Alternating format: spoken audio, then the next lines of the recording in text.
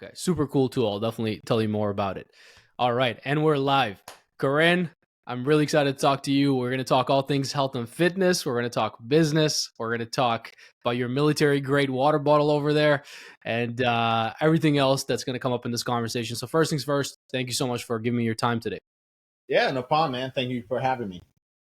Of course. So as we're getting this kicked off, I'm sure just by looking at you, people can already get an idea of what you do and what your area of expertise is. And of course, if you look behind you as well, I can see all the different medals and trophies and accolades, but I'll let you kick us off and tell us a bit more about your background, what you do, and we'll go from there. Yeah, so my name's Korin Sutton.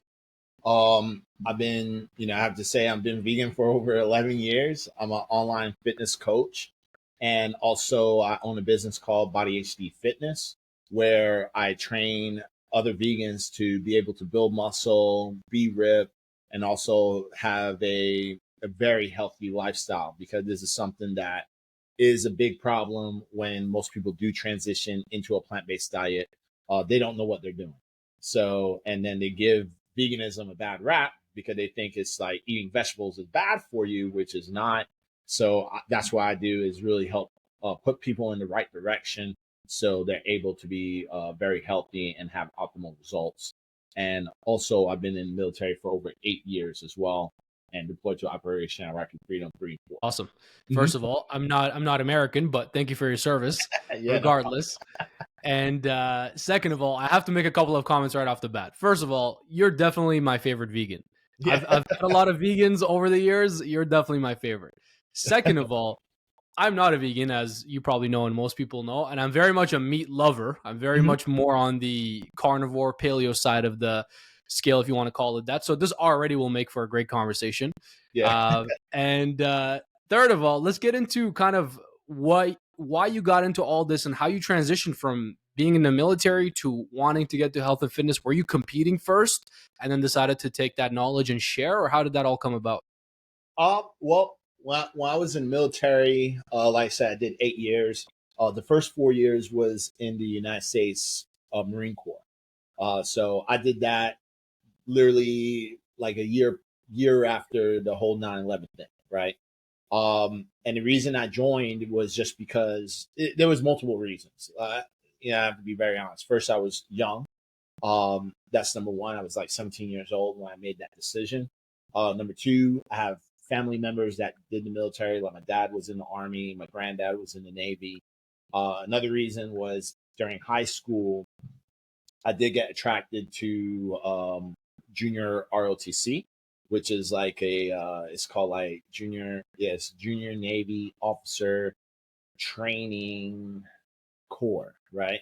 And what this is like, it's almost like Boy Scouts a little bit, but more military. And if people know about Boy Scouts, Boy Scout is military. Like it's just it's just a whole different thing, because believe it or not, and whoever's have their kids in Boy Scouts, believe it or not, if you did over I believe like 2 or 4 years just in Boy Scouts, that they would literally look at that experience, and you can jump into the military at a higher rank. You could jump rank by like one or two ranks up, joining, just because there's a lot of practicals in the Boy Scout, and I think it's government ran as well.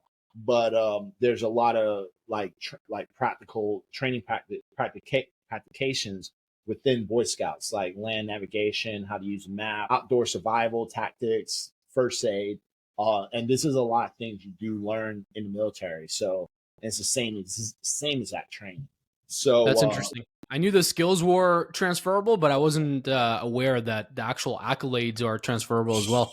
I didn't know that either until like I was signing up. And here's the thing, I always wanted to do Boy Scouts. But the reason I couldn't is because at the time, I'm black. All right. So I come from a black family, and my mom at the time, we were living in South Carolina, and she believed in this humbo jumbo about like people in Boy Scouts, celebrates false idols, because they had like an Eagle Scout and a Bear Scout, and then they had like this totem pole, like the Indian totem pole, and they do campfires. And we were living in South Carolina, and it's a Southern Baptist church type deal, so you could kind of already get the feeling of where I'm going at with this. Sure, yeah. And whoever's religious, y'all might still believe in that, but I don't, right? So, but the thing is that they were saying like these are false gods, and they're celebrating the gods and stuff. And Boy Scouts not about that. It's just they do it because it's camping, and they're just trying to create that feel of nature. And you have the boy, it's just a group thing. You know what I'm saying? It's just a bunch of dudes who wants to go out camping and do cool shit, right? Like, yeah, I think there's a classic saying that the simplest explanation is usually the right explanation. I feel like this is the case here. It's fairly simple why they have all these rituals, but I could also understand from a very, very religious, conservative perspective. Yeah, you don't want it doesn't mesh well together. So we're 5 minutes in, man, and I'm learning so much already. And I was like, and when my mom told me this, I was like, "Are you serious? Like, the totem pole? It's not like I'm going there like and like praying and all." I'm like, man, I'm just like trying to learn some skills, be outside, do some cool shit, So like every time I was attracted to do like outdoor stuff and activities like that, I was pulled away. So like doing ROTC, it kind of gave me that experience when it comes to those things. And then also I played like video games and stuff. Video games had a small part. Obviously I knew like it's real, part of it as well.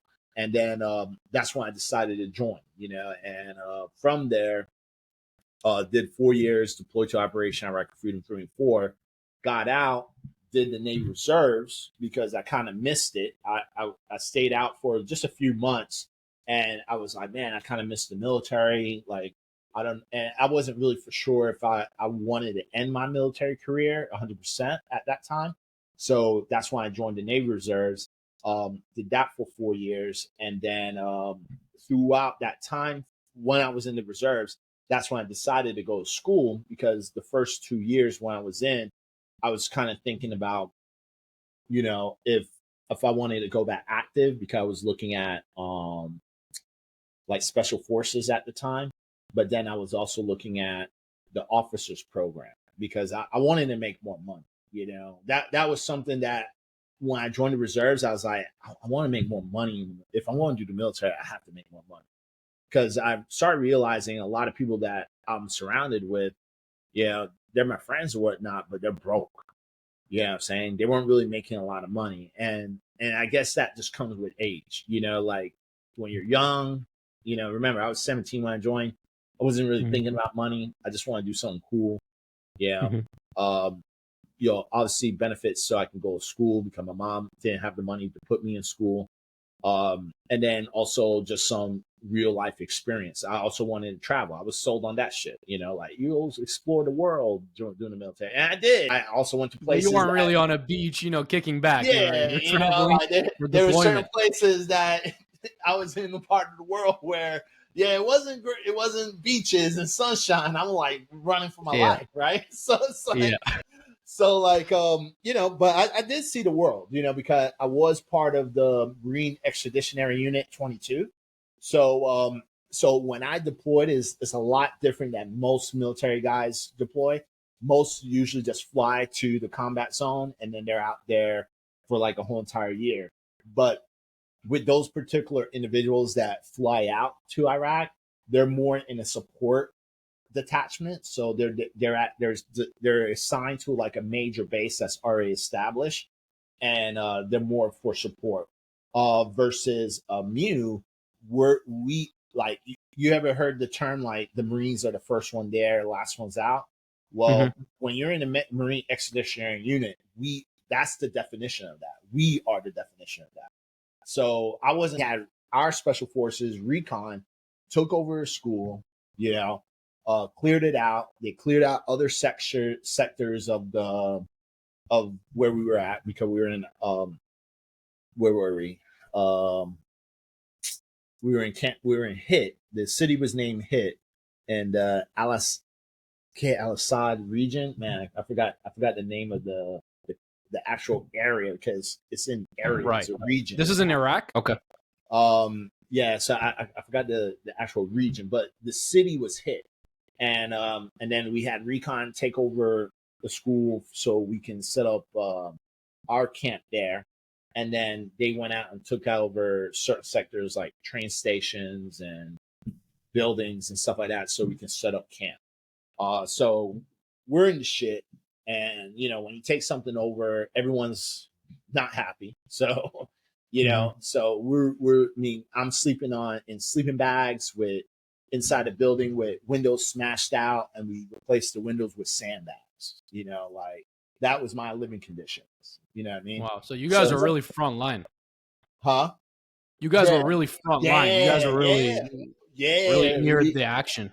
Yeah, really, and I stayed out there for probably like 12 weeks. We stayed out there until the Wow. army came over to relieve us, and then after that, once we were about to go back home. And here's the thing: when you're leaving from a foreign country like that, the inspections for customs is ridiculous. Like you have to wash all your equipment, all the military trucks, tanks, Humvees, like where there's not even a grain of sand. Like nothing can be contaminated coming back.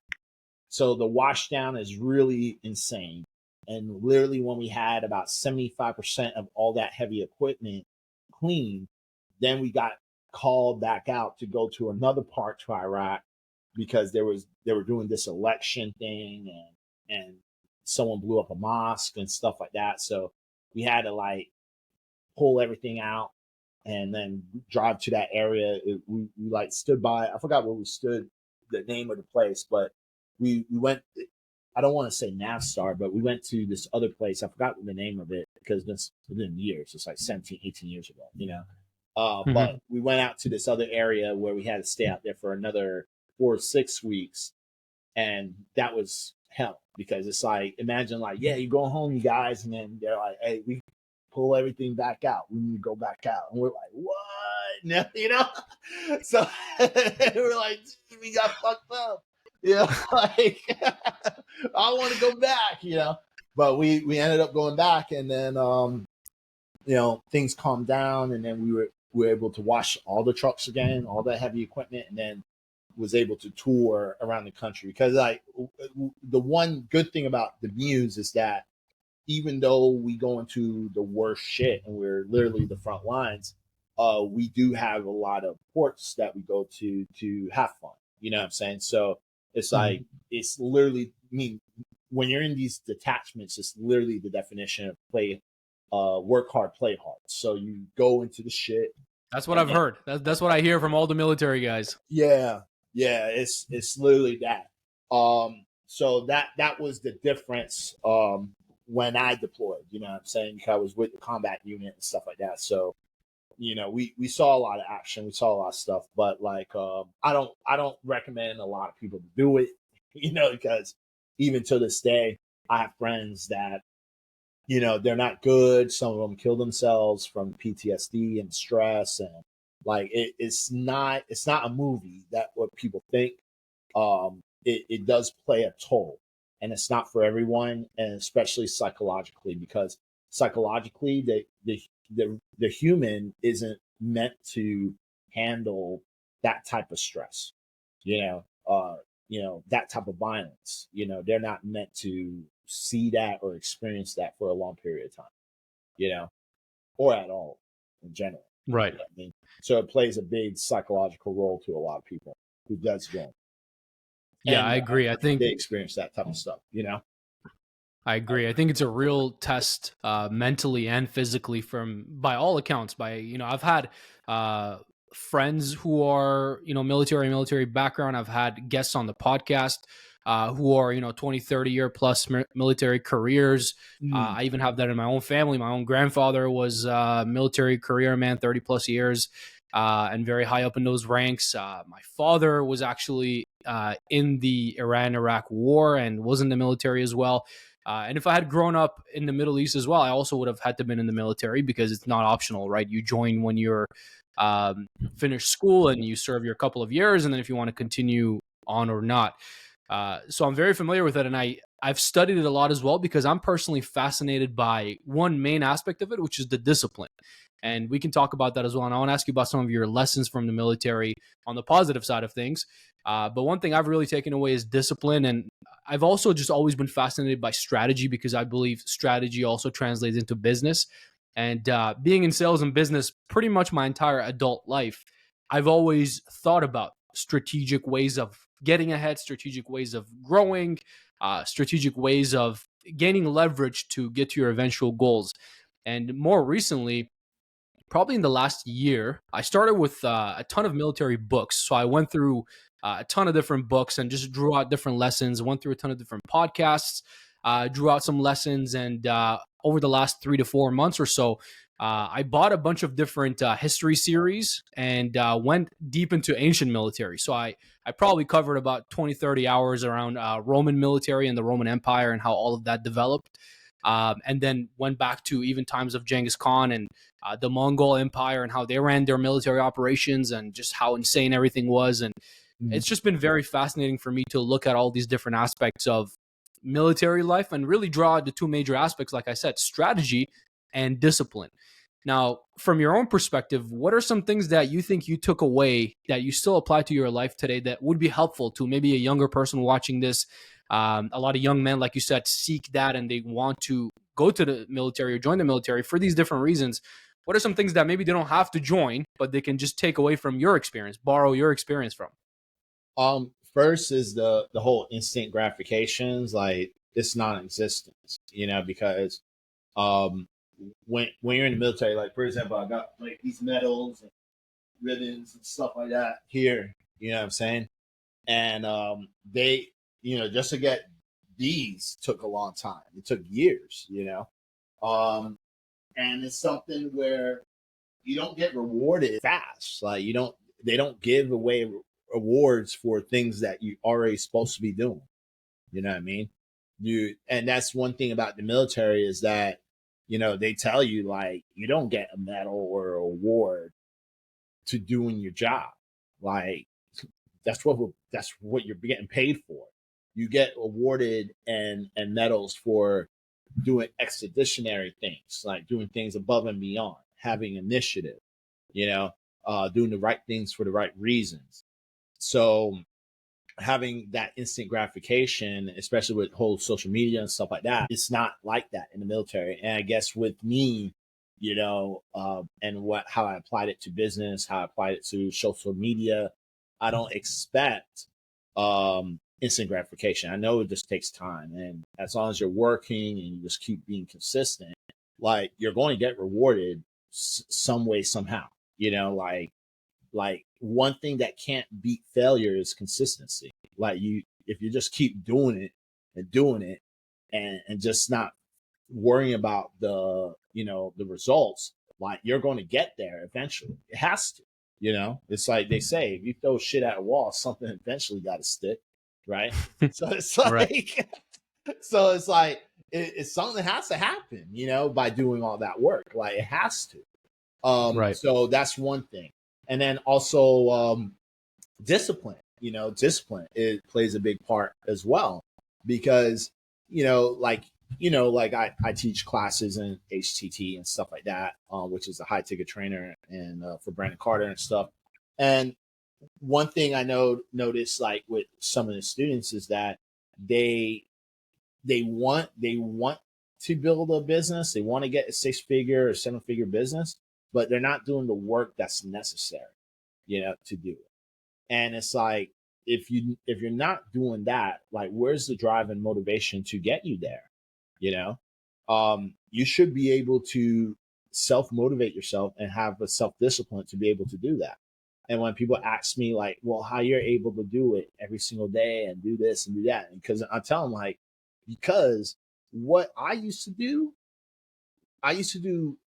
things way worse for a lot less money. Yeah. So for me to go online, make videos, educate people, sit at my room and be able to make more money and help more people, I mean, it's a blessing to me. So that's why I'm able to do that. And I don't look at it as a bad thing. You know, I look at it as a good thing because I'm like, you know, the shit I used to do, like deploy and freaking do field operations and sit out in the woods for a month, do absolutely nothing really. You know, like, I'm like, I used to do a lot of stuff for way cheaper, man. And I'm like, you don't join the military to get rich. No one does, you know? Right. And but it does create a lot of character, and it does show you how life can be, you know? And when I saw the difference, I'm like, man, like, this is easy, you know, like to help other people and be able to build a business where I can improve people's health. And, you know, I can study on my own terms, like have my own hours, all this stuff. I just have to stick to it and just be professional. And that should help me continue to grow. You know what I mean? You know what So this reminds me of? yeah. Not to interject here, but this reminds me of when you're talking about this difference between your work now and the work that you used to do. I think it was Ronnie Coleman on the fitness side of things. I think it was Ronnie Coleman. They used to say, "This ain't hard work. This is easy work." Right? When he's like lifting weights and doing crazy, weights that we've seen him lift, and the numbers that he used to do are absolutely insane. Right? Mm-hmm. He used to always say, "This isn't hard work. This is easy work." And Oh that yeah. reframe of the mindset is so important. That applies here. This is why perspective is so important. This is why your travel, although it wasn't, sitting on a beach in Greece, you're in Iraq front line and everything else, that still gives you so much perspective that when you come back and you're working on your business today and you're looking at what many people would consider hard work, to you, it's not hard work at all by any stretch of the imagination. It's quite literally easy work. And also, it's for a bigger purpose. Also, there's a lot of other returns on that investment in terms of helping others, in terms of setting up your own lifestyle. So I think that perspective is what allows somebody like yourself, and even myself, because I was born and raised in a different part of the world, it allows us to really pursue opportunities and not look at work like it's hard, but almost that it's a gift. It's an opportunity. We get to do this. So Yeah. I love that you bring that perspective. Yeah, and I always tell people like if I'm in a jam, I'm never like complaining like this is so hard. I never say that. I'm always like, what do I need to do? Like, what do I need to do to get to the next level? Because whatever I'm doing now is not working. So what do I need to do? Because I know the work's not hard. I just need a blueprint or some help to put me in the direction so I can get it done to see the results. You know, like that's how I'm always, especially with this stuff. You know, with the whole online business, like that's how I am. I'm like, tell me what I need to do. You know, like show me the problems. If I'm doing something wrong, please let me know. You know, so I can correct it. Because it's not the work is hard. It's not hard. It's just I just know there's a particular strategy that I need to probably adapt or start doing to continue to grow. You know what I mean? Right. Yeah, I love that. So it sounds to me like the lack of instant gratification was a big one for you. It Mm-hmm. sounds like discipline was a big one for you. Any other lessons that you took away and are still applying to this day? I mean, thinking about it, I think that's pretty much it. You know, like just that. Maybe the leadership component because that helps you when it comes to team building and knowing that you can't do everything all at once, and also when it comes to training other people, um, that helps too. Because even in the military, I used to be an instructor, especially in the Navy. I was an instructor, so like knowing that teaching plays a big role in business as well helps because when you're building when you're in business, like if you think you're going to get successful on your own, that's not true. You know, even self-made millionaires, it's kind of like out of context. It's not real, you know, because you can't do it by yourself. You know, you have to, especially if you want seven figures and stuff like that, or make a lot of money. Like, you really can't do it by yourself. Like, you need a team of people to help you, system as you, that's going to help you get to that higher number. You know, and I think that's probably the hardest part. I notice as me, that's probably the hardest part because the thing is that I know that, but working with regular people, it's not like the military. See, the military is different because you just do what I tell you to do. no questions asked, right? Because we Right. have something called rank. So as long as you have Right. a higher rank than someone else, you just be like, yo, I need you to take out the trash. I corporal, Mhm. that's it. Like, no, oh well, me, I have a girlfriend. I don't give a fuck. Like and I Yeah. can The more literally you talk say that. back, the worse it's gonna get for you. Yeah, I can literally say that to someone. Like, I don't give a fuck. Like, did the military issue you a girlfriend? You're gonna be here all night if you don't take out this shit. Like that's how it was. But obviously here, in we call it civilian world, like being here and working with civilians or working with regular people, it's not like that. You know what I'm saying? So you have to take accountability of like people's feelings. And like it sounds weird saying it, but you do. You have to take account about people's feelings, their outside family, things like that, because it does play an effect in your business as well. Obviously, there is a line in every business. There's a line. You can't just like what I mean. There is a particular line there, but I think that's the other thing. Yeah, I could think about when it comes to the military and transferring to business. It's probably like team building, but it's a little different. Mhm. It's a little different. Have to be more patient Yeah. for sure. Yeah. For sure. I definitely agree with that as well. And I think, leadership, we have a private inner circle group of clients, and they're all different businesses, sales professionals and whatnot. And it's an international group from all different backgrounds and industries.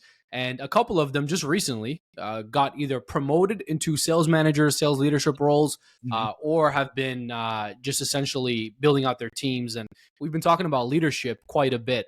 Yeah. And some of the things that I've been addressing just from my own experiences is, first of all, as a leader, you are the example, right? And this applies to the military as well, just like it does in civilian life, quote Oh unquote. yeah. Yeah. But you are the example, and most people, from my experience, borrow all your bad habits and only take a few of your good habits. So as a leader, you have to be very, very careful to essentially only demonstrate good habits, and it really takes a lot of work on yourself.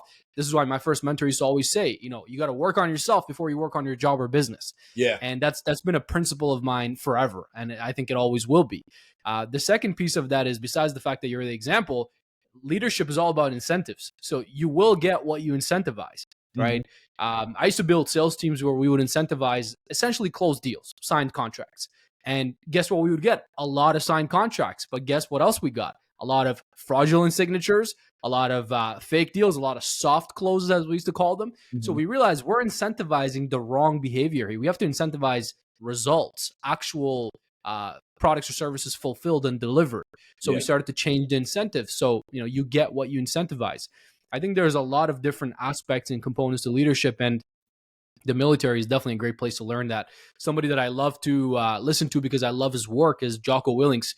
He was in the Navy SEALs, big military guy. I'm sure you've probably heard of him, and has a couple of great books, Extreme Ownership, Dichotomy of Leadership. And he always talks about leadership. And it's in the same context of military transferred over to business. And I think it's very relevant to what we're talking about here as well. So walk me through what happened. Then you left the military, came back home, and how did this whole thing start with getting into the fitness space and entrepreneurship and starting your own business? Um. Well, what I was still in Navy Reserves at the time, and what I did was I took a when I first started going to school. What ended up happening was I wanted 1 year just to be a student because that's one piece of my life that I missed. Like I didn't have that college experience. Like as a college student. So the first year when I went into school, I took a whole year off from working and just went full time student, like just being a college student, right? But then after that first year, because I had money saved up from the military and stuff. After that first year, I was like, all right, I need a job. Right? Because I was like, I can't live this broke, like I need a little bit of extra money, some little bit of extra cash so I can like pay bills and things like that. So once that year I fulfilled that, I was like, all right, I think that's enough. Like now I need to be like an adult and have bills and stuff to pay and things like that. I needed a job.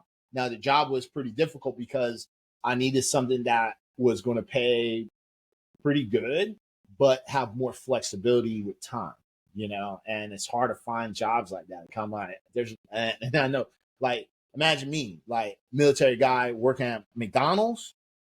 Mhm. Nah, like I just couldn't even fathom that. Right. So it's like Mhm. I need something that I can like even respect myself to do, you know? So that's when I looked into training because one of my friends actually came up to me and I was always pretty fit, you know, like not as fit like I Mhm. am now, but I was in pretty decent shape. Always worked Right. out, you Being in know. the military helps that as well. I'm sure, Yeah, you're yeah, always active and yeah. yeah. So like I was in decent shape because I always say decent because I'm like I look way better like I look down than before, but like I was in decent shape and one of my friends said like, hey, I have a friend who's a trainer and he's actually hiring for trainers. And I was like, I don't know if I can do that. And they're like, you like training? And I thought you'd be a great fit because you're always in the gym, work out 5 days out a week, you know, you're always into fitness and stuff. Like maybe it's something to look into. And she's like, and the best thing is like you I was like, what time you need I need to be there? They're like, best thing is you can make your own time. Yeah. So Mm. if and you know, if you need to do something early, like 5 to 11, that's probably for training, that's perfect, you know? And I was like, oh, okay. You know, so I went in there, started working for this boutique gym. The coach at the time that was he taught me a lot of the things I know now. His name's Peter Ware. He owns NRG Fitness. Now he does like corporate wellness and stuff like that now. But he taught me a lot of fitness stuff, like functional training, biomechanics, stuff like that. Um, so he was like pretty much my first mentor. And when he was teaching me all that stuff, then that's when my fitness career kind of started. Because at the time, it was just a part-time job. Like even the things he was teaching me, I wasn't really taking it as like this is something I want to do forever. You know, I was just like, I like it. It's cool. You know, I'm in fitness, so I improved my form, improved my technique. Like started learning more about biomechanics and learned a lot about myself because I was like, man, I was doing a lot of shit wrong. Right. So Mm. it's like, I learned a lot about myself and improved even my training through it. Mhm. And then, but once I decided to like take it as a career was when I decided to leave NRG Fitness and I decided to pursue my degree into exercise science because what happened at NRG Fitness was I started to do bodybuilding, right? And a lot of things happened during this time. I was going through a divorce. Um, I started transitioning to a vegan lifestyle, and I started, I started getting certified as a trainer to nutrition, and I was doing bodybuilding. And Wow. That's a lot of transitions all for one period. yeah, I was doing a lot of different things, a lot of things because I started to like think about what I really wanted to do, right? And I was like, Mm. I kind of figured like I want to do something that I love, something that I enjoy. So and I'm trying to kind of wrap it up as small as possible without like yapping on. But Sure. when I decided to literally go down that route, um, with Energy Fitness, it didn't work out because like I saw a problem, especially once I started doing bodybuilding and started learning and I got my certification in nutrition. I realized a problem. And the problem was that in that business at the time, I don't know how it is now, but at the time they weren't doing no nutrition. It was just all nutrition guidance. It's just like telling people like, yeah, just eat healthier, don't eat bread, like, the basic shit. You know, Right. shit that doesn't really help people. You know what I mean? Mhm. And I was just like, and a lot of those clients were just coming to me about fitness advice, especially when I started transitioning to a vegan lifestyle. I started dropping weight and everything. And even with the whole bodybuilding thing, like when I started actually putting everything into practice and my physique started really changing, like there was things that I pitched to the boss and he didn't like it, you know? So I was like, I want to go somewhere where I can do me because like I was all about helping this guy to build this business. Like we're still friends and stuff, but this is just what happened, you know? I was all about helping this guy build this business, but I see that the the growth limitation is very limited, and he's not willing to listen to my ideas, or implement it into his business. So, you know what? Fuck it.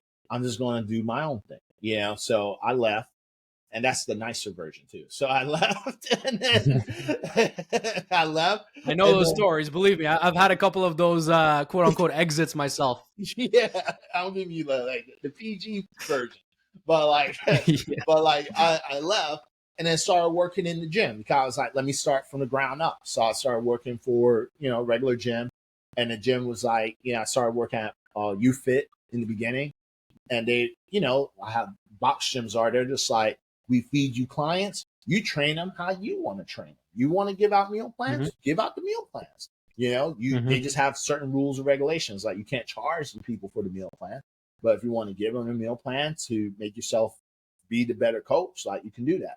And being in the military, it's always about flexing on everyone else and being the best. So it's like I saw other trainers there doing the bare minimum because they weren't getting paid to do all that other stuff, or they didn't know how to do it. So with me, I was applying a bunch of applications to my clients. I was giving them nutrition plans, keeping on track with them, checking up on their progress every week, like really aiming for results. And then I ended up being one of the top trainers there. And then from there, I went to Gold's Gym because like there was some complications there. Nothing bad. It was actually with UFit at the time, and a legal issue that happened with the training that they had, the training company, because back then UFit didn't have their own training staff. Now they do, and they went through a legal battle. So I had to leave that because, make a long story short, they fired all the trainers, right? So it's like, Hmm. so I left that, and then went to Gold's Gym, started working there, did the same thing. Started, because it was the same applications. Like you do what you want, like just don't hurt people. But if you want to give them meal plans, you can. Ended up becoming assistant train director, and then was in charge of sales. Pretty much, I mean, once you're in that position, you're pretty much doing sales all day. You're not even training. So I was Yeah, doing for sure. that, and then ended up leaving there because that's when I graduated and got my degree in exercise science. Then I ended up going to Equinox, and so I left there once I graduated because at that time I'm like, I want to get money, I want to get paid, right? So Hmm. so all that, like working from the bottom up, was all about just gaining experience, you know, and tuning my craft as I was getting my degrees and all my certifications. So once I got my degree, I was like, now let's work for a top-notch gym, because Equinox that was the dream job. It was like they promised like six figures. You're working with people who's like doctors, CEOs, like people who's making six figures or more. The same thing like Lifetime. Right. Lifetime is very similar. So I was like, I need to be there. Yeah. If I want to make six figures, it's definitely not going to be here. Yeah, I'm working with Mhm. middle class people. I need to be working with that 1%, like the top class, where all those people are making real money to make real money. Well, make a Right. long story short, it didn't work out that way. It The plot twist. The plot twists continue. yeah, it didn't work out that way. Like it was actually the opposite. I made the least amount of money at Equinox, right? And the good thing about everything was that I was always doing this out of all those jobs from UFit and everything. Remember, I said I was doing bodybuilding too, right? And I was doing the Hmm. whole vegan thing. I did start an online business too, but it was a side hustle. It was enough to pay to get me by, or I could go out, do little things here and there. It's just an extra cash on the side. And as all those years passed by, and as my craft got better, I started attracting more people. And at Equinox, like I only made like 10K that year for The myself whole year. for the whole year. And I was working my butt off, man. I was working 17-hour days for real. Five to That's six crazy. days out of the week, 17-hour days. at the time I was living at Delray Beach, which is 1 hour from Aventura, which is close to Miami. So I was driving there and back every single day, five, That 6 days. 10K is probably not even worth your gas expense, let alone lifestyle. No, This is where the vehicle is important, right? This is where opportunity cost is important, yeah, because somebody, even at that stage, you are already somebody who has so much experience. You have life experience. You have all these skills you cultivated over the years, and also in the military. And now you're in this vehicle where you're pretty much stuck. It's capped. There's no growth potential. And the opportunity cost, if you just look at that, if for anybody who doesn't know what opportunity cost is, it's the cost of your time, the cost of what else you're leaving on the table besides money, right? So you could be somewhere else and getting paid way more. And also, what are you doing with your time right now that could be allocated elsewhere? So this is something I always think about when I'm considering new ventures or anything that I want to commit to for the long term. I look at the opportunity cost first and foremost before money or anything else. So when I hear a story like this, it just really brings that point home, yeah. right? Somebody like you making 10K a year. Yeah. That's just insane, in my It's opinion. super insane. And like the thing is like they were like and I think the reason I made so little because I, I was always pushing this vegan shit, you know. And when it came to the nutrition plans and stuff, I mean, I was making it for people who eat meat and stuff like that. I mean, I wasn't being too restricted, but on that part. But when I presented myself, it was like I'm plant based, and that's what the company loved that. That's why they hired me because they're like, yo, you're a bodybuilder. I mean, I already had social media influence. I had I think 20,000 followers at the time. I was plant based. I was doing the bodybuilding. So they liked everything. But when it came to sales, that was the downfall. And, I guess it wasn't really that attractive. And the reason I end up leaving because two reasons. First, when it came to the taxes, the little side hustle I was doing made 30K, right? And then second, the client, well, it's not even clients. It's just one guy. One of my clients, his name's Joaquin. He actually transitioned to a vegan diet because of me. Because he, you know how it is when you train someone in person. You start talking about personal things, and then he was asking me why he went vegan. And he started trying it out, and then he ended up liking it, and then he started going more deeper into the whole vegan animals and stuff. So once he started seeing that, he was like, and he was a movie director, right? So like I'm training a movie director. So when he saw everything that was going on, he's like, dude, like you're in magazines, you have a social media influence, you're doing bodybuilding. Like I see you, like you're the only trainer that's actually traveling and doing events. Like people are sending you out to different states to speak, and how the hell you don't have clients here? Like that's retarded. He's like, what's going on? Oh, I shouldn't say word retarded, but like, but it's like, That's all good. Our audience won't be offended. We know what you mean. so he's like, The- that's silly, right? So it's like, uh, so he's like, you should be everywhere, and he's like, I think you're a bird stuck in a cage, and you need to be free, and this place is limiting the knowledge and what you are. He's like, do this, man. You leave this place, I'll be your first client.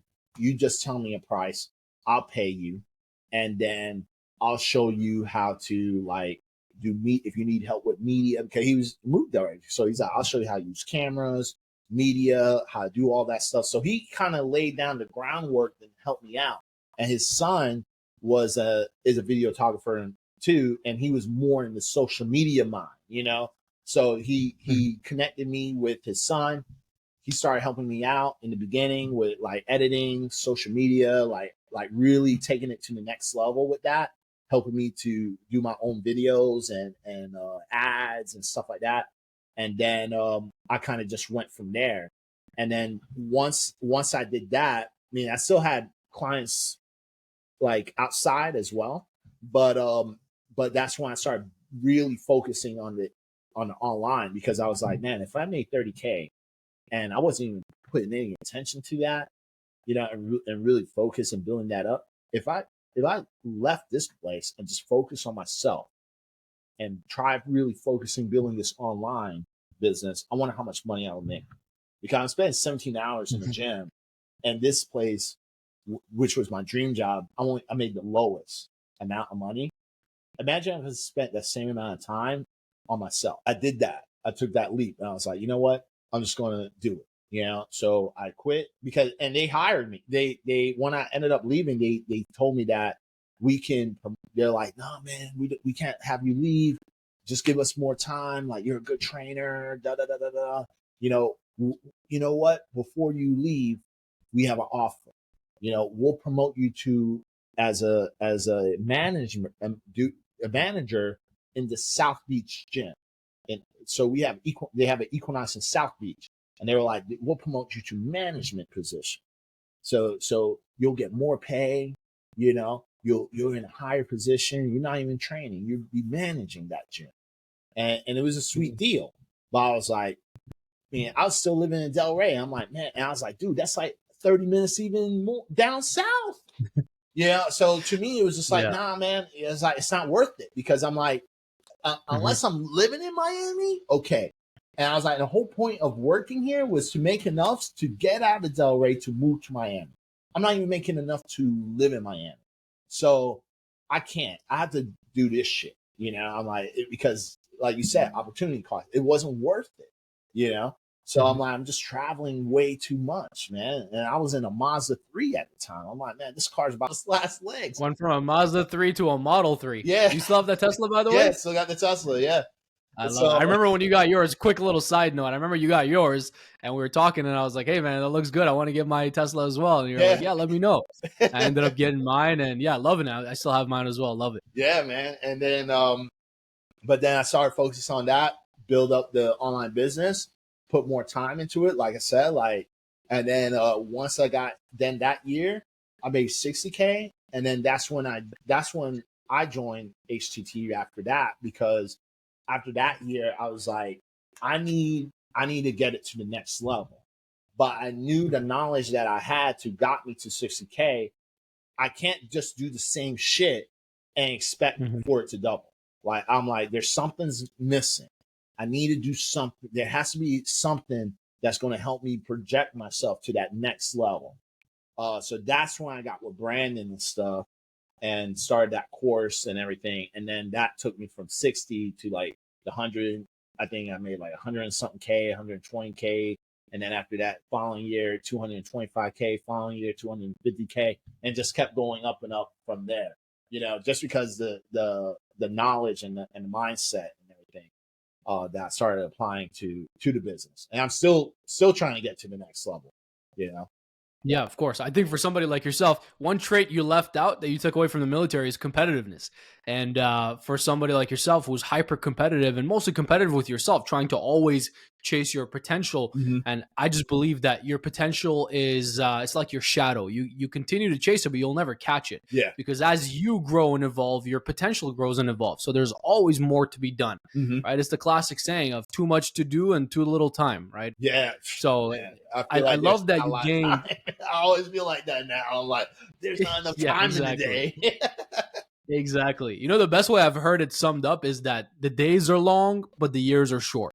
That's kind of the best way, because, on one hand, you have people like Seneca, the philosopher, who say, you have more than enough time for the highest of achievements if your time is well invested, as opposed to most people who waste their time, all over the place. But then on the other hand, time flies. We look back and 2020 feels like it was, just last year, but it's been 4 years. It's insane to even think about that. Right. So on the other hand, the years really fly, the decades really fly by. So you have to have this balance of both all at the same time. But one thing I love about the whole story and kind of how you got to where you are today is you went the corporate route, you gained a ton of experience. You went across all these different chains and big brands and learned what they're doing, learned what you don't like and what you want to leave when you go out on your own. And then it sounds like your eyes were opened to a bigger opportunity and you just couldn't go backwards. Even when they gave you a sweet deal, you just couldn't buy into those golden handcuffs. Yeah. Right. And there's a lot of similarities there with my own story too. For you, the path was fitness. For me, the path was sales. So I worked across 7 different industries in sales, and I just went from one big industry and big company to another, getting a lot of corporate experience, leadership experience, partnership experience. And the common thread was sales. As long as I was in sales and sales related roles and generating revenue for businesses, that's all that mattered. And then it got to a point where I had a very handsome deal, you can call it, a partnership deal on the table that would have been very fruitful, but those golden handcuffs could just no longer hold me. Yeah. And when you get to that point, you do have to take that leap of faith. But question for you here, most people, like you said, you teach a lot of students nowadays and you see this a lot. Most people have a real hard time, whether it's the work, the discipline, the knowledge, taking that leap of faith.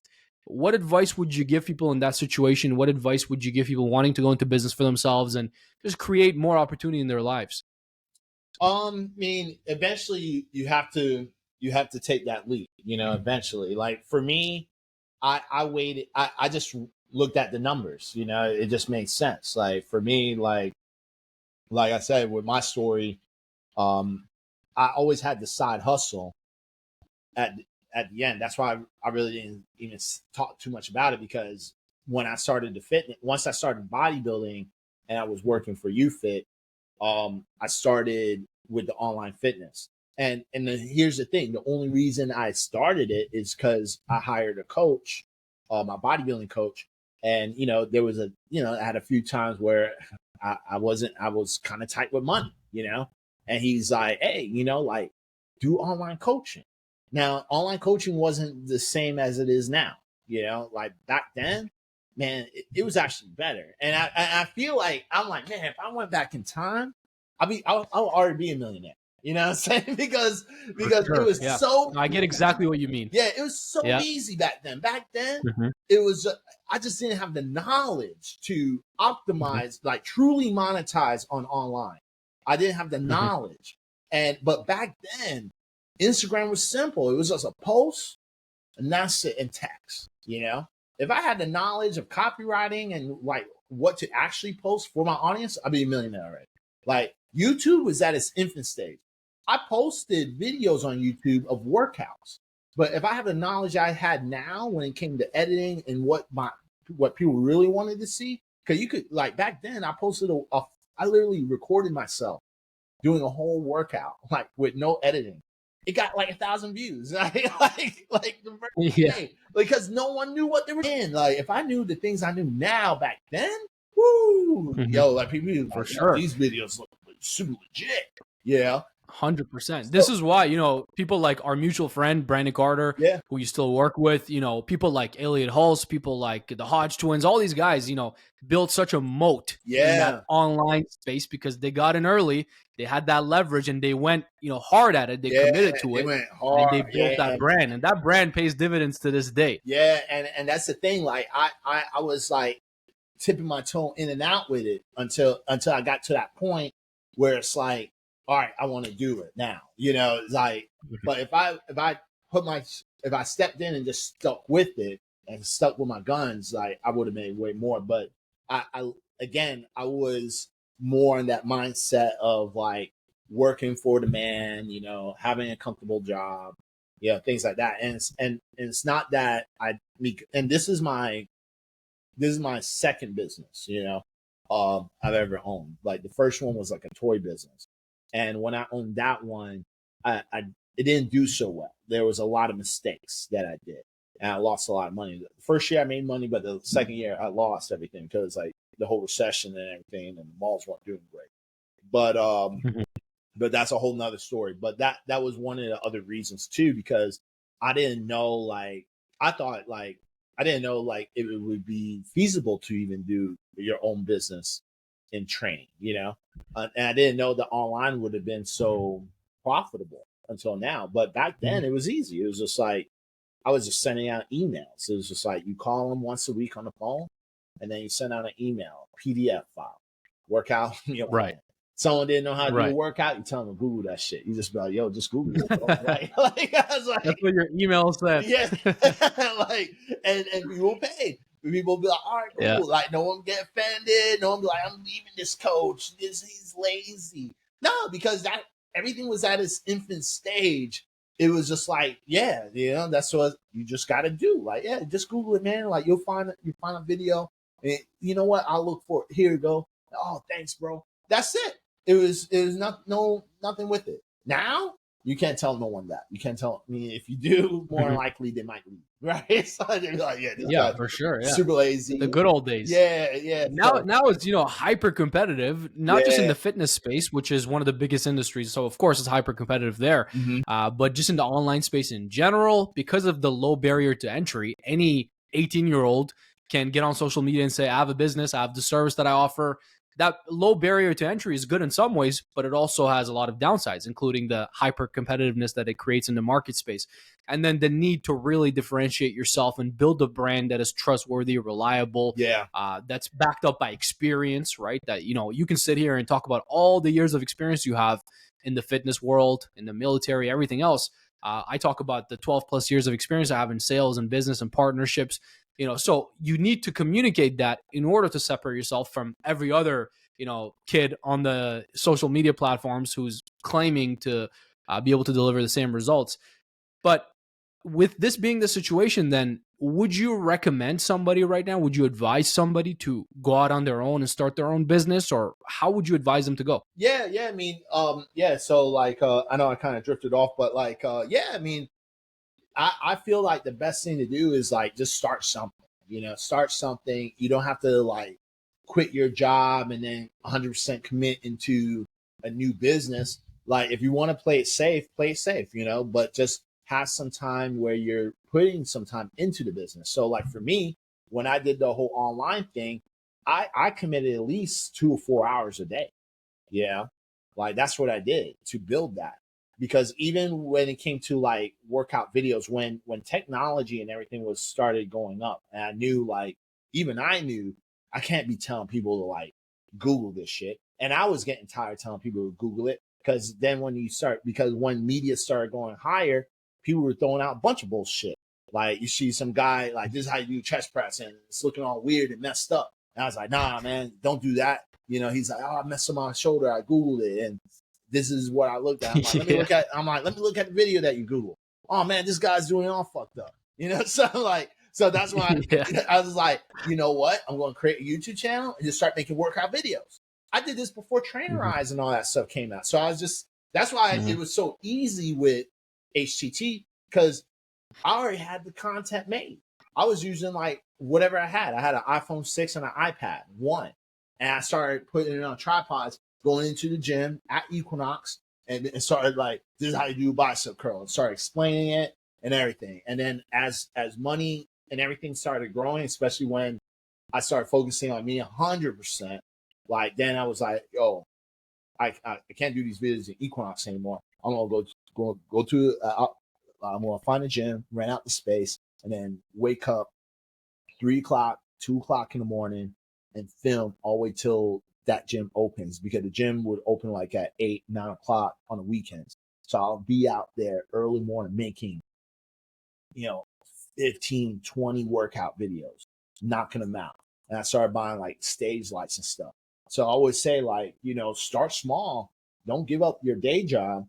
Just, spend some time building it. It could be anything, like the website, just if you're doing social media stuff, like maybe make one content 3 times a week or something, like just something that's consistent, that's actually going to build value, build your following. If you're doing social media, whatever business you're looking into, anything that's going to make the needle move.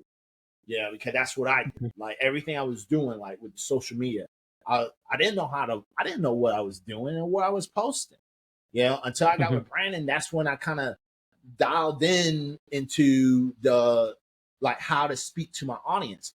But before, I was just talking about a bunch of random shit, like talking about veganism, talking about me, what I do, and people were following that. And I got all the way up to 20, 30,000 followers just talking about me. That's it. Right. And then once I dialed in my pitch and how I speak to my audience, especially to monetize from my following, now I'm at 117,000. Now my YouTube is continuously growing. Like, it's at like 35, 36,000. TikTok, is at 37,000. You know, like everything's growing.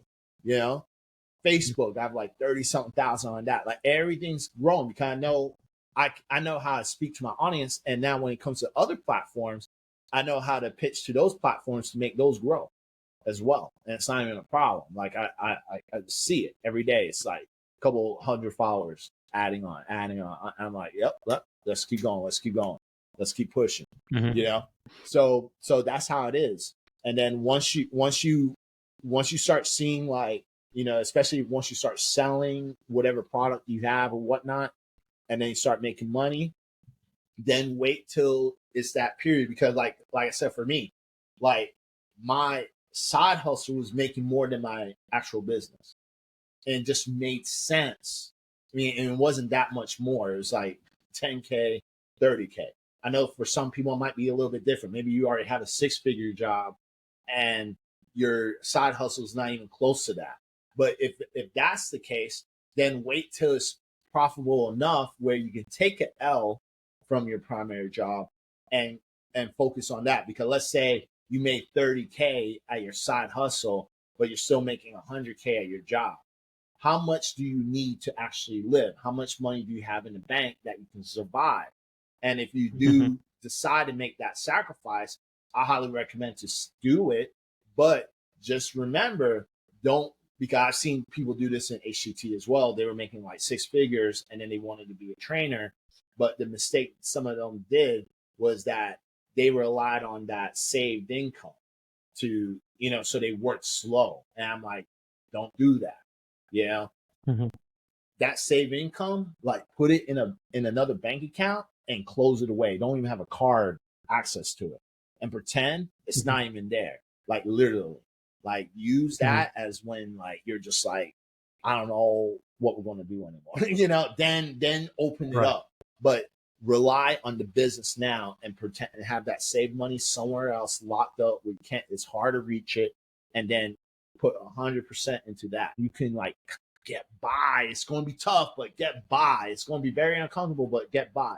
Because you don't want it where it's nice and sweet, you know, where it's just going to be an easy transition. You want that uncomfortability. You want the pressure. You want that feeling like, I don't know how I'm going to make this fucking money. You want that feeling. Like you want to put yourself in that position, you know? Yeah. Because if you have that pressure, that's what's going to, you know, you're going 100%. That's what I did. I was like, you know, and I told myself when I left, I was like, I only made 30K. I don't know what the hell I'm going to do. I just know that I can't go back to the job no matter what. I made certain promises to myself. Like, I can't go back to the job no matter how bad it gets. I have to make sure that everything I do, it's toward this business. And if I'm in a jam, I need to figure it out. And there's times, man, it's like the story sounds sweeter than it is, but all the things in between, a lot of tough times. Yeah, there was times. I mean, there was times I didn't know how I was going to pay a car note.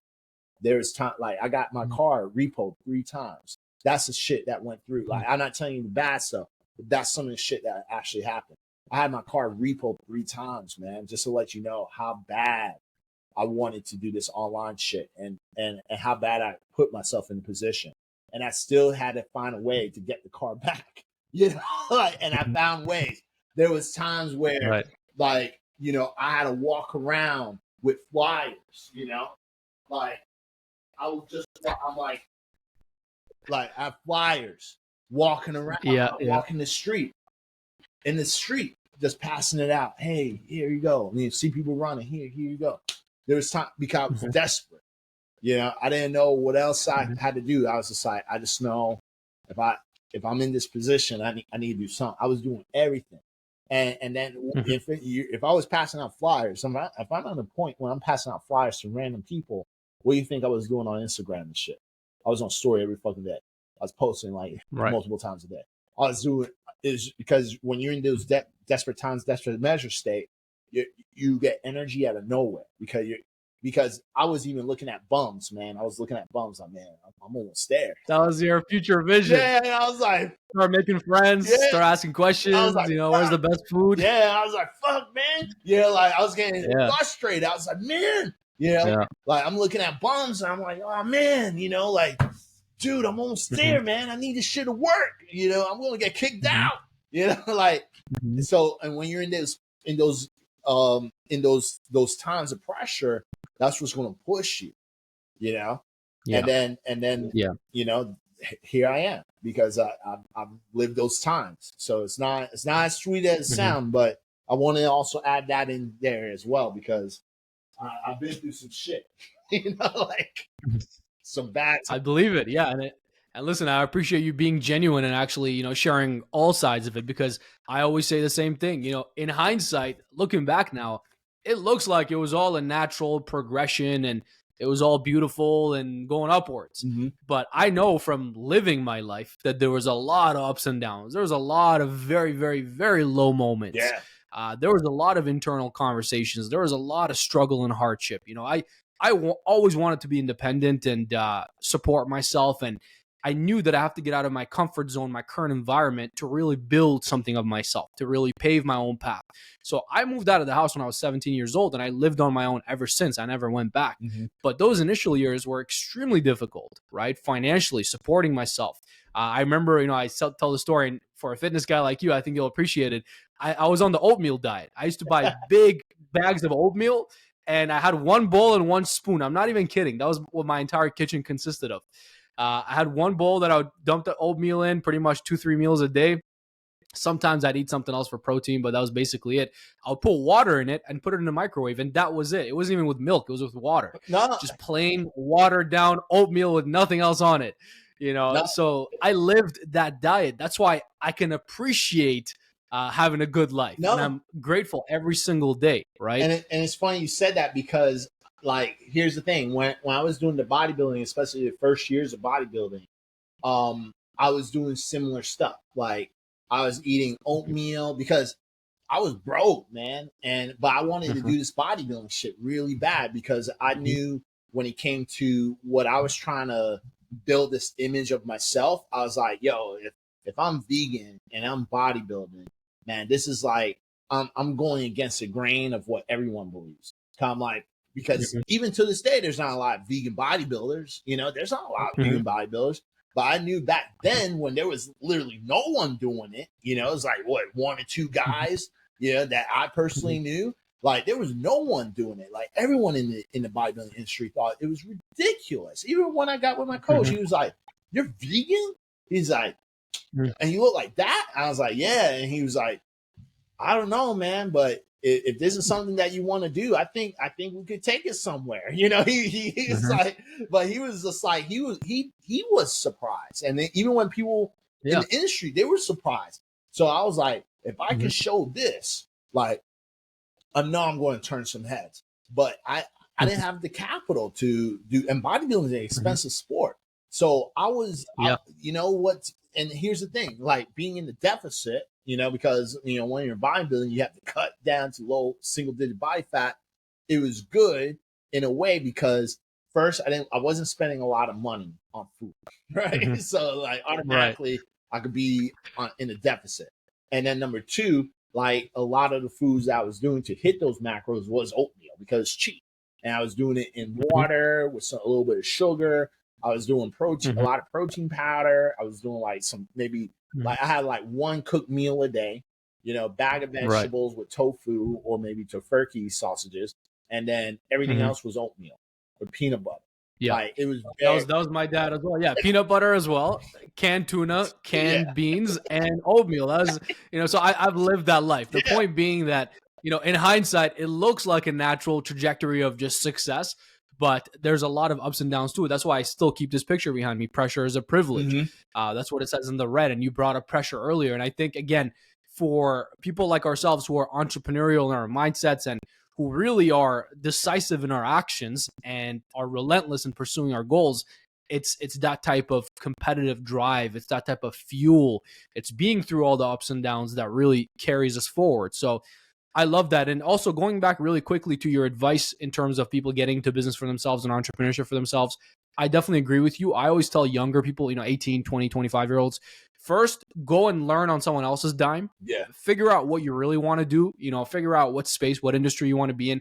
Go get some real experience. Go work for some major companies or, high-level entrepreneurs, celebrity entrepreneurs, people you look up to, and learn what they do, learn what you don't like that they do. Maybe you want to take what's useful and leave the rest, as Bruce Lee said, right?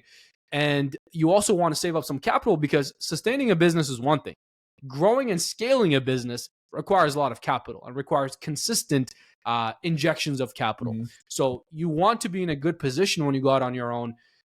So all of these are important. So I would always recommend everybody build a strong foundation, skill set wise, network wise. Network is really important, the relationships, and financially, and then venture out on your own. And, if you're anything like us, it's almost not an option. That autonomy, that time freedom is important. It's always been a huge value for me. Sounds like it is for you. So you'll eventually find your path. You'll eventually take that leap and, start to see the fruits of your labor as well. But I think that's great advice. Now, I want to start to wrap things up because, we're already over an hour and 15 minutes here. We talked before this, and, I know your time is valuable. So appreciate you already giving me this much time. I was just going to ask you if there are any other lessons in terms of mentorship that you'd like to share with everybody, because you obviously did all the work and got yourself to a certain stage, but you referenced a couple of times in this conversation our mutual friend, Brandon Carter, known as King Keto in the online space. If people want to look him up, great guy. We've both worked with him, and I've also learned a lot from him as well. I'm looking to get him on the podcast soon.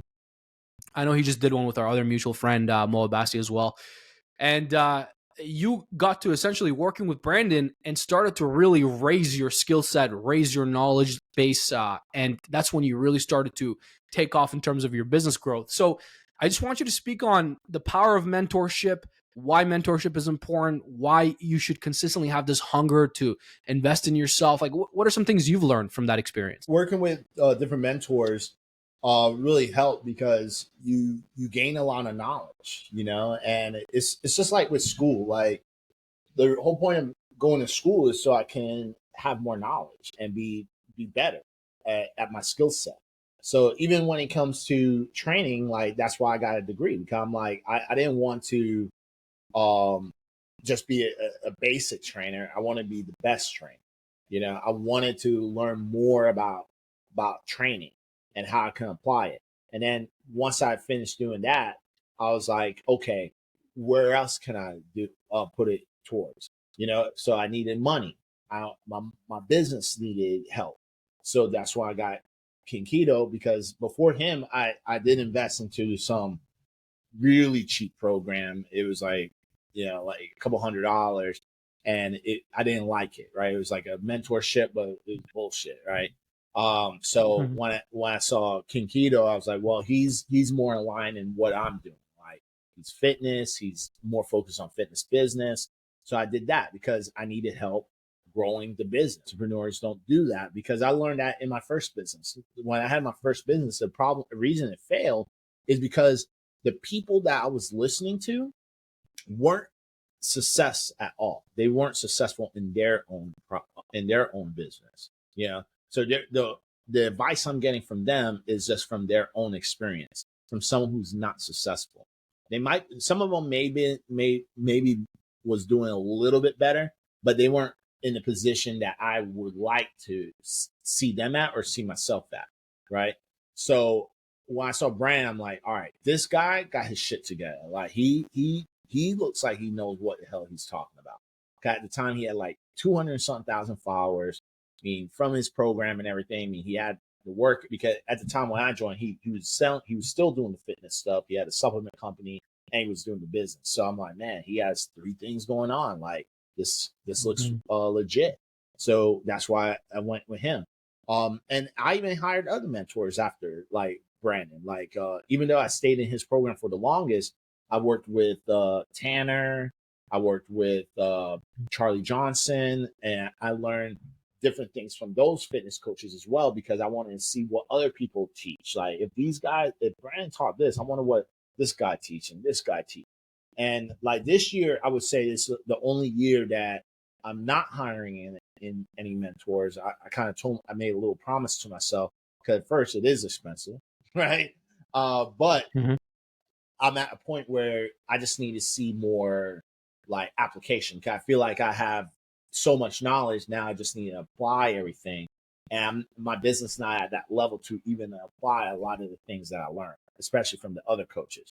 So Mhm. that's why I highly tell people if you're going to go into business or something, I highly recommend getting a mentor and someone who's successful, who where you see yourself at, someone that you can look up to, like, hey, I want to be like this guy, you know, Mhm. and go into it because or whatever problems that you have, if it's business related or relationship, whatever problem you have going on in your life, find an expert that's going to help relieve that part that you see that's going to help you project yourself better.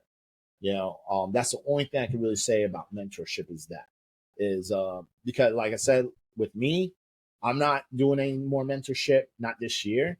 But I did tell myself, if anything, I might do like, like the Grant Cardone or Tony Robbins experience, those type of things, but mostly Mhm. just for motivation. But most importantly, Mhm. the networking, because I know like that's what they're for. Like a lot of people, especially like in business or have that capital that can work with me, probably goes to these events. So I did tell myself, if anything, I might go to those because it is a little bit cheaper than a mentor, like hiring a mentor. But that's it. You know what I mean? But I do Right. recommend mentorship for sure. You know what I mean? Especially Yeah, I think your take on it is definitely correct. You take on mentorship to raise yourself and level yourself up at different stages of your life and your business, especially. And there are certain times where you have the knowledge and the information. It comes down to execution. It comes yeah. down to being a self driver. It comes down to actually, putting those things into practice, seeing what works, what doesn't work, figuring out the bottlenecks in your business, and then looking for specific types of advice or mentorship or information in those specific areas. If the bottleneck is in marketing, figuring out who really you can reach up to who's great at marketing that can help you with that specific problem. The bottleneck is sales, figuring out who to reach out to in sales that can really help you with that bottleneck. Mhm. So really identifying the bottlenecks in your business and looking at mentorship in that regard. And you mentioned network. That's always been a huge one for me as well. Yeah. I've told the story before, but there was a time when I was very young. I was probably 22, if I'm correct on my timeline, where I tripled my income that year into multiple six figures. And it was not by coincidence at all. I made a commitment to myself early that year that I'm going to invest 5K in myself every quarter. So it would have been 20K investment in myself over the year. And that year was the year that I tripled my income. I raised my network. I really expanded into different roles and partnership roles. And that's not coincidence at all. So it, of course, helped. But then as I went through different stages of my life, I realized, I need to look at all the different aspects of who I am as a person and always focus on who I'm looking to become. So it's not so much, what you're looking to achieve or get, it's who you're looking to become. So for me, one thing was I want to be well rounded overall. I want to be more experienced in the world. I want to be better traveled. So I made another commitment to myself that every single quarter, I'm going to travel and take myself out of my current environment.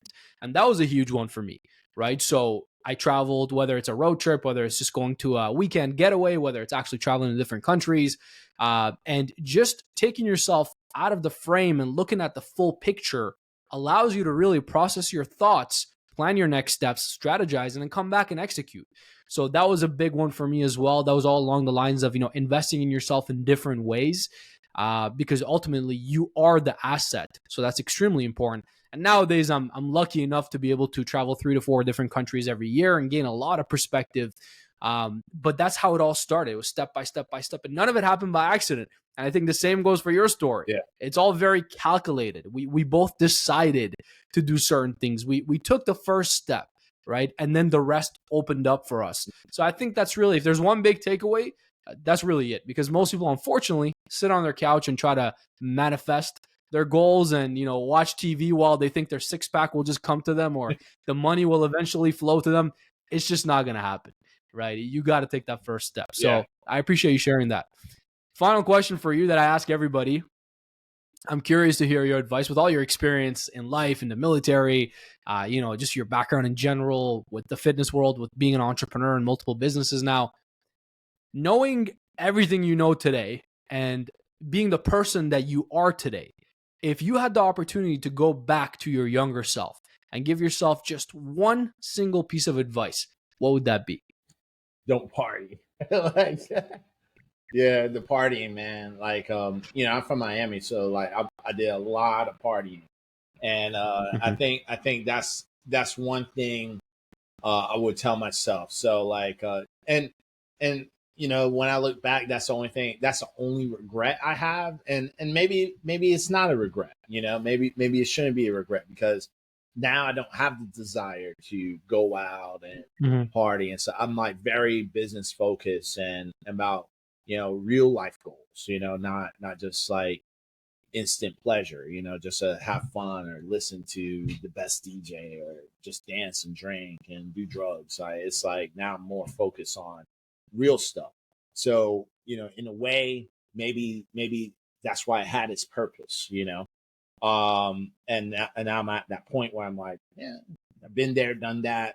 I've been through all Miami. It's like I experienced it all, so it's nothing new.